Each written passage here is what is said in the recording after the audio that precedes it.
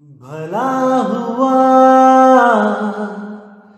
मेरी माला टूट गई, मैं राम भजन से छूटी। भला हुआ मेरी माला टूट गई, मैं राम भजन से छूटी। मेरे सिर से टली बला, भला हुआ मेरी माला टूट गई, मैं राम भजन से छूटी। मैं राम भजन से छूटी। नमस्कार मेरे प्यारे भाइयों, मेरे परमात्मा के प्यारे जीव हंसों। मैं हमेशा मालिक से यही दुआ करूंगा कि आप सब मेरे भाइयों का विवेक पहले से ज्यादा और ज्यादा और ज्यादा से ज्यादा बढ़ता ही जाए। बस मेरे दिल की यही अरदास है कि ऐसी कोई चीज ना रहे जो आपको समझ ना आए। हर चीज आपको बिल्कुल क्रिस्टल क्लियर होती जाए। बस यही चाहूंगा मैं, यही अरदास करूंगा उस बंदी छोड़ से, उस परमपिता परमात्मा से कि वो आपके विवेक शक्ति में बढ़ोतरी करता ही जाए और ऐसा कोई भी अज्ञान ना रहे इस दुनिया में जो आपको 1% भी भ्रमित कर पाए। कुछ ना रहे ऐसा। आपका ये भाई आपकी पूरी मदद करने के लिए तैयार है। बस आप निष्पक्ष भाव से इस सत्संग को सुनते रहिए और उस पर विचार करते रहिए। विवेक लगाइए कि जो मैंने बात कही है वो सत्य है या असत्य है। जवाब मेरे भाई आपके अंदर से ही आएगा। उस परमात्मा का जवाब आपके अंदर से आएगा। बस उसको पहचानने की कोशिश करो। साहिब बंदगी। और दोस्तों, आपको बताना चाहूंगा कि काफी दिनों से कुछ लिंक व्हाट्सएप पे शेयर किए जा रहे हैं जिसमें कुछ गुरुओं की फोटो लगाई गई है और कुछ भड़काऊ से शब्दों से टाइटल दिया गया है।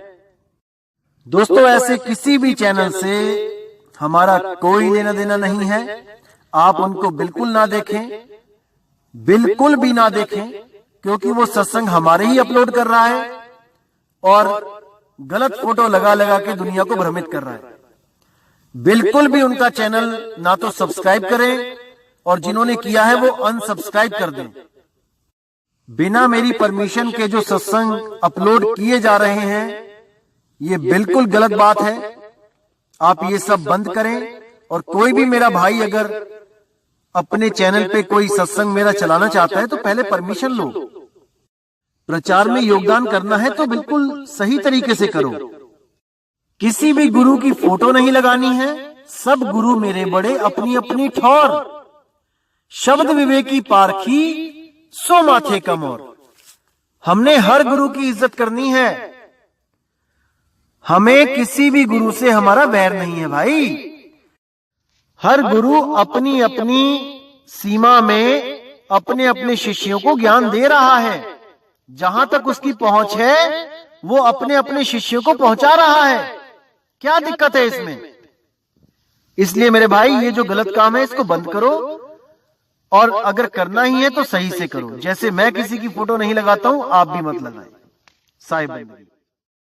तो भाई आज जो वाणी लेंगे बंदी छोड़ सतगुरु कबीर साहब की वाणी है और इस वाणी को समझने के बाद आपके हर सवाल का जवाब मिल जाएगा। सारे भ्रम खत्म हो जाएंगे। एक सही दिशा में आपका विवेक काम करने लग जाएगा। तो कौन सी वाणी है आज हम जो लेंगे? आपा चीने भरम न साई। ये कबीर साहब की वाणी है। तो क्या कहती है वाणी? दया करी गुरु युक्ति बताई, आपा चीने भरम न साई। यानी गुरुदेव ने दया करके वो युक्ति मुझे बता दी, वो भेद मुझे बता दिया, वो सिमरन का तरीका, वो विधि मुझे बता दी, और मैं इस प्रकृति मंडल से न्यारा होके उस शब्द की साधना करने लगा। जोश प्रकृति से सर्वथा न्यारा ही है, वो प्रकृति से भाई न्यारा ही है, और वो यहीं पर बैठे बैठे घर में ही उसको आप ध्या सकते हैं, उसका सिमरन कर सकते हैं। किसी रूहानी मंडलों पे जाके, किसी भूमियों पे चढ़ के वहां कुछ नहीं मिलने वाला भाई, जो मिलेगा यही मिलेगा। घर ही में घर दिखावे, सो सतगुरु मोहे भावे। तो इसी घर में, इसी शरीर में बैठे बैठे आपको उस आत्मज्ञान को प्राप्त करना है, उस निज नाम को प्राप्त करना है, जिससे आप अपने आप को चीन सकते हो कि आप क्या हो असल में। तो कहते हैं आपा चीने त्रिभुवन सूझे, गुरु प्रताप काल से छूटे। यानी जब आपने अपने आप को सूझ लिया, अपने आप को जान लिया, तो त्रिभुवन भी सूझने लग जाएगा। 3 लोग भी आपको पता लग जाएगा कि क्या होते हैं, और 3 लोग को छोड़ते हुए आपने करना क्या है। एक एक चीज आपको क्लियर हो जाएगी। ये सुरती इन 3 लोग से हटा के सीधे उस शब्द में लगा देनी है। बस उसी को मुक्ति कहते हैं भाई। और कोई जंतर मंतर तंत्र, नित्य नेम व्रत, इन पाखंडों से मुक्ति नहीं मिलती। मुक्ति केवल अपने आप को चीन के मिलती है। जब ये आत्मज्ञान परमात्मा के द्वारा बताया जाता है, तब ये जीव अपने निज स्वरूप, अपने आत्म स्वरूप को प्राप्त करता है। अब कहते हैं बाहर न भटको रे मन भाई, पाप पुण्य को बीज नसाई। पाप पुण्य दोनों कसबाती, जन्म जन्म इन जारी छाती। अब साहिब कह रहे कि रे मन, बाहर मत भटक। बाहर जो भी दिख रहा है वो माया है, वो बदलता है, वो नाशवान है। अगर बाहर सुरत लगाएगा तो भ्रमित होके 84 में जाएगा। सुरत कहां लगानी है? केवल और केवल शब्द में सुरत लगानी है। अरे सुरत समाए शब्द में, वाको काल ना खाए। तो क्या करना है कि पाप पुण्य का बीज नाश कर देना है। जितने भी कर्म करने हैं उसमें ये आस नहीं लगानी है कि मैं कोई पुण्य कर रहा हूं, इसका मुझे फल चाहिए। पाप तो वैसे भी नहीं करने हैं। तो इन दोनों से ही मुक्त हो जाना है, इन दोनों से ही आशा मुक्त हो जाना है। काम कसाई क्रोध चंडाला, आशा बैरिन तृष्णा काला। लोभ डोमरो निद्रा डारा, मनसा चोर दिया दुख भारा। कनक कामनी कलहक भांडो, इन ठगनी ने सब जग डांडो। कैसे छूटे मोह के फंदा, कैसे पावे खिजमत बंदा। अब ये लोभ, निद्रा, ये क्रोध, काम, इन सब में ही जीव को ऐसा उलझाया गया है कि कोई भी नहीं बच सकता। जब तक शब्द गुरु की दया नहीं हो गई, एक भी जीव नहीं बच सकता। अब कहते कैसे भंवर कमल को पावे, कैसे जग जंजाल नसावे। कौन सा भंवरा, कौन सा कमल, इस पे विवेक लगाना है मेरे भाई। कैसे भंवर कमल को पावे। भंवर रूपी सुरती इस संसार में फूल फूल पे बैठती हुई भटक रही है। और कौन से कमल को पावे? सुरती कमल को, उस अष्टम चक्र को। कैसे भंवर कमल को पावे, कैसे जग जंजाल नसावे। ये जो जग जंजाल, ये जो शरीर है, ये कैसे इसका नाश हो, ऐसा नाश हो कि दोबारा ना मिले। सबसे बड़ी दुविधा यही है, क्योंकि हर इंसान मरते हुए यही सोचता है कि मैं ना मरूं, मैं इस शरीर से ना निकाला जाऊं, मैं इस शरीर में ही रहूं। एक चींटी से लेके हाथी तक अपने शरीर को बचाने के लिए भरसक प्रयास करता है, केवल इसलिए क्योंकि वो अपने निज रूप को नहीं जान रहा है। वो इस मिट्टी के भांडे को ही अपना असली रूप समझ रहा है और सोच रहा है कि अगर ये नष्ट हो गया तो मैं नष्ट हो जाऊंगा, मैं मर जाऊंगा। अरे तुम कभी नहीं मर सकते, तुम अजर अमर अविनाशी हो, लेकिन तुम भूल गए हो अपने उस निज स्वरूप को, जिसको आत्म स्वरूप कहा जाता है, जिसको प्राप्त करने पर काल आपका कुछ नहीं बिगाड़ सकता, क्योंकि इसको ना तो कोई काट सकता है, ना तो कोई जला सकता है। ये आत्म रूप है ही ऐसा। जब तक आप जीव अवस्था में हो, आपको एक कुत्ता भी मार सकता है, लेकिन अगर आप आत्म ज्ञान में आ गए, आत्म स्वरूप को प्राप्त कर गए, तो ये काल आपका कुछ नहीं बिगाड़ सकता। कोई यमदूत आपको नहीं पकड़ सकता, क्योंकि आत्मा को पकड़ा ही नहीं जा सकता।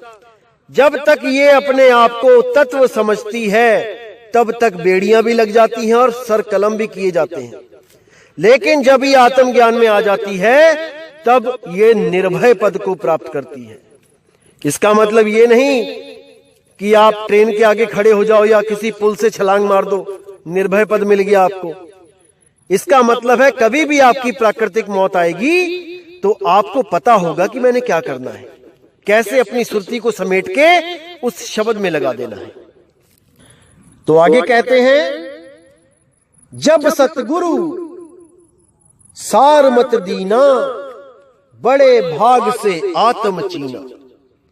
बड़े भाग से आत्म जागे, कहे कबीर जब ही भ्रम भागे। जब सतगुरु सार मत दे देते हैं, वो सार नाम दे देते हैं, वो सार शब्द दे देते हैं, अपना निज स्वरूप दे देते हैं, तब आत्मा जाग जाती है। तब जीव समझ जाता है कि मैं आत्मा हूं, और वो उस उच्च अवस्था को प्राप्त कर लेता है जहां पर कोई देवी देवता, कोई पीर पैगंबर, कोई ऋषि महर्षि भी नहीं पहुंच पाता।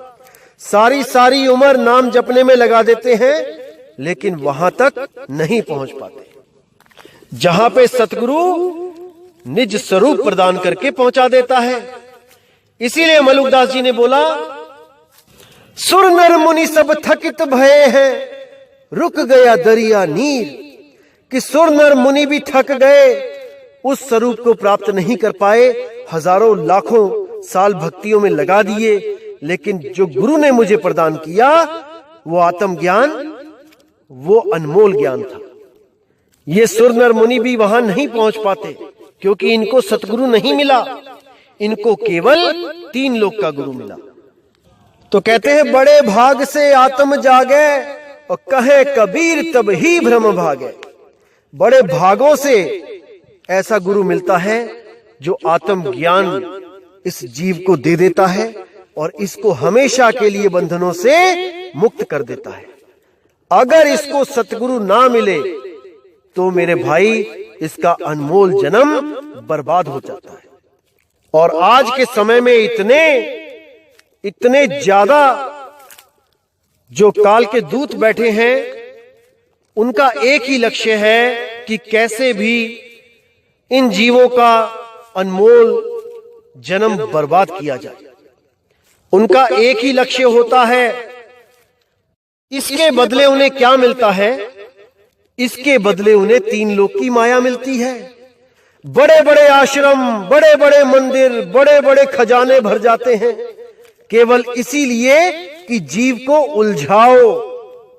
जैसे आपने देखा है फिल्मों में, जो स्मगलर होता है, जो विलेन होता है, वो अपने गुर्गों को दारू, मीट, अंडा, शराब, इनकी कोई कमी नहीं होने देता।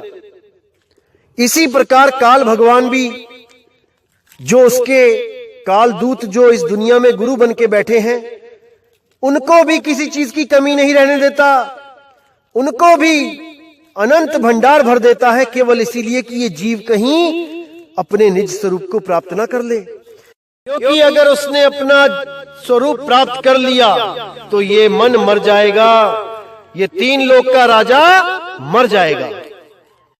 इसलिए इसने भरमाने के लिए ऐसे ऐसे गुरुओं को इस कलयुग में भेज रखा है।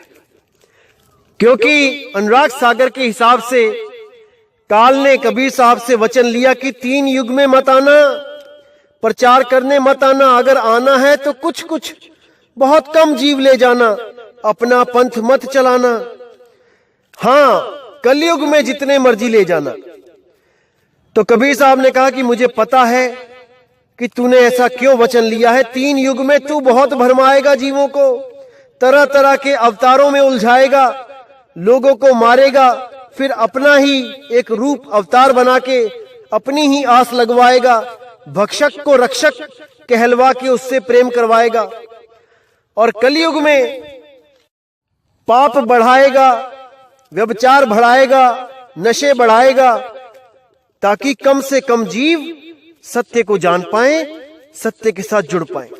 बीड़ी सिगरेट गुटखा पता नहीं क्या क्या नशे करवाएगा और उसके मन को इन नशों का गुलाम बना लेगा। जैसे किसी भी तेज से तेज दौड़ने वाले जानवर को हम एक जंजीर से बांध दे तो उसकी सारी तेजी धरी की धरी रह जाती है। इसी तरह जीव को इन नशों में डालकर उसको एक बेड़ी में डाल दिया जाता है। एक 10 ग्राम की बीड़ी, एक 10 ग्राम की बीड़ी 80 किलो के शरीर को उठा के उस दुकान तक पहुंचा देती है। कितना बड़ा बंधन है, लेकिन इसको कोई समझ नहीं रहा है। इसको भाइयों जब तक नहीं समझोगे इन बंधनों को, आप मुक्त नहीं हो पाओगे। सबसे पहले तो अपना तन शुद्ध कर लो। कोई मीट मांस अंडा दारू बीड़ी जर्दा गुटखा खैनी कुछ नहीं खाना है। पहले इस तन को शुद्ध करो, उसके बाद गुरु से नाम लो और इस मन को शुद्ध करो और अपना आत्मज्ञान प्राप्त करो। इस मन पे पूरी नजर रखनी है। ये कहां कहां पे आपको फंसा रहा है, पूरी नजर रखनी है।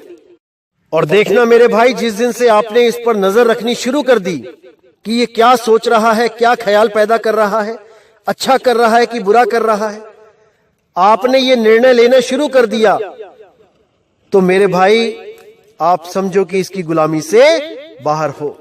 अगर आपने इसको पकड़ना सीख लिया, नहीं तो ये आपको ऐसे ऐसे भरमाएगा कि आप संभल नहीं पाओगे।